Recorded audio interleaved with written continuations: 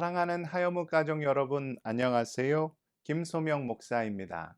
오늘도 주시는 진리의 말씀을 힘입어 삶의 길을 발견하시는 모든 믿음의 지체들 다 되시기를 축복합니다. 이 시간 본문은 욥기 13장 1절에서 3절입니다. 나의 눈이 이것을 다 보았고 나의 귀가 이것을 듣고 깨달았느니라. 너희 아는 것을 나도 아노니 너희만 못하지 않으니라. 참으로 나는 전능자에게 말씀하려 하며 하나님과 변론하려 하노라. 아멘. 한 사람이 차를 몰고 가고 있었는데 갑자기 차량 앞쪽에서 연기가 났습니다. 무슨 일인가 하고 갓길에 차를 세워놓고 본네트를 열어 보았는데 차에 대해서 아는 것이 없으니까 아무리 살펴보아도 무엇이 문제인지를 알 수가 없었습니다. 그렇게 난처해하고 있었는데 지나가던 차량 한 대가 그 앞에 멈추어 섰습니다. 그리고는 양복을 입은 신사가 그 차에서 내려 다가왔습니다. 그 노신사가 무슨 문제가 있냐며 물어보았고, 뭔가 잘못된 것 같은데 차에 대해 아는 것이 없어 그냥 발만 동동 구르고 있노라고 대답하였지요. 자기가 좀 봐도 되겠느냐며 문제가 있는 차량 쪽으로 다가가 이곳저곳을 만져보기 시작했습니다. 시간이 좀 지난 후에 다시 시동이 걸렸고 차가 제대로 작동하기 시작하였습니다. 어떻게 감사의 말씀을 드려야 할지 모르겠다면서 그 차를 고쳐주신 분의 이름을 물어보았고, 그 노신사는 자신이 이 차를 만든 헨리 포드라는 대답을 하였습니다. 누구보다도 그 차에 대해 잘 아는 사람이었으니 문제 있는 차를 제대로 손볼 수 있었던 것이지요. 우리 인생에 문제가 생기면 어떻게 해야 할까요? 선무당이 사람 잡는다고 제대로 알지도 못한 채 함부로 문제 해결을 시도했다가는 더 큰 낭패를 볼 수가 있습니다. 욥기의 말씀에서 누가 선무당 역할을 하고 있습니까? 욥의 친구들인 엘리바스와 빌닷과 소발이 삶에 대한 얄팍한 지식을 가지고 욥의 상처에 그야말로 소금을 뿌리는 안타까운 일들을 행하였지요. 그런 그들을 향하여 욥이 이렇게 이야기하였습니다. 오늘 본문 4절과 5절입니다. 너희는 거짓말을 지어내는 자요 다 쓸모없는 의원이니라. 너희가 참으로 잠잠하면 그것이 너희의 지혜일 것이니라. 욥의 친구들은 돌팔이 의사와 같은 자들이요. 그러니 차라리 아무 말도 하지 않는 것이 오히려 더 현명한 일이겠다 이야기를 한 것이죠.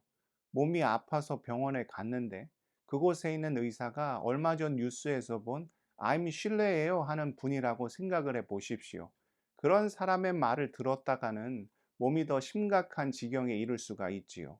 제대로 된 의사를 만나고 그 분야에 정확한 지식을 가지고 있는 전문가를 찾아가야 근본적인 문제 해결을 얻을 수가 있습니다.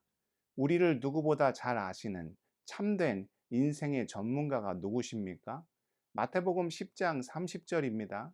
너희에게는 머리털까지 다 세신 바 되었나니.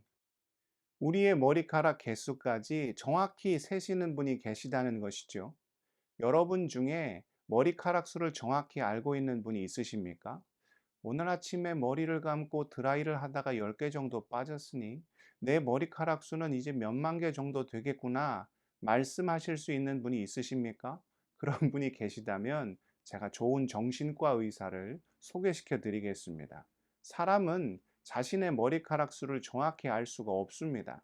그런데 머리카락 개수까지 아실 정도로 우리에 대해 관심이 많으시고 또 우리와 함께 하시기를 즐겨 하시며 무엇보다 우리를 창조하시고 이 땅에 보내신 분이 계시다는 것이죠. 그분이 누구십니까?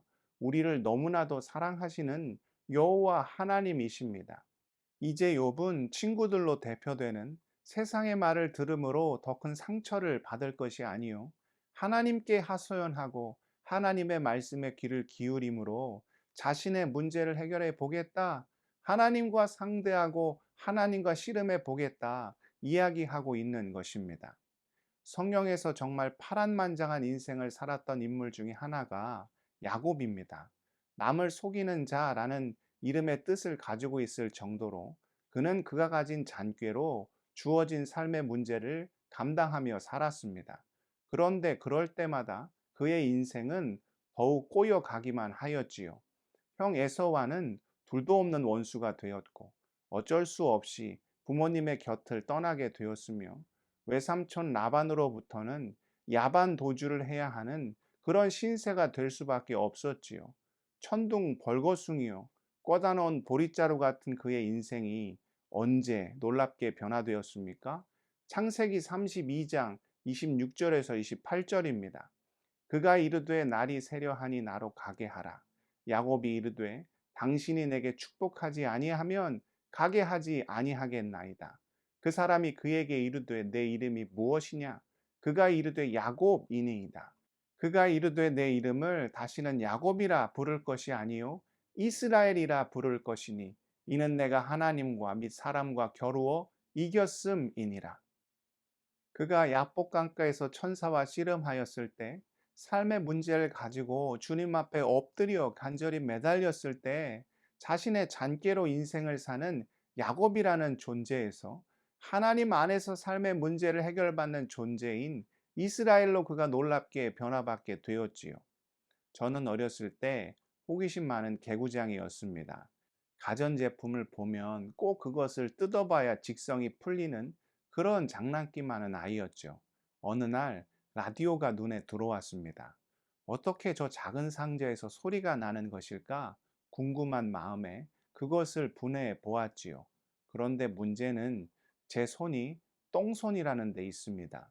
선인장도 말려 죽이는 아주 신비한 능력을 가진 마이더스가 아닌 마이너스의 손입니다. 분해하는 것이야 거의 부수는 것에 가까우니까 어렵지 않게 할 수 있었지만 다시 조립하는 일은 전혀 다른 차원의 문제이지요.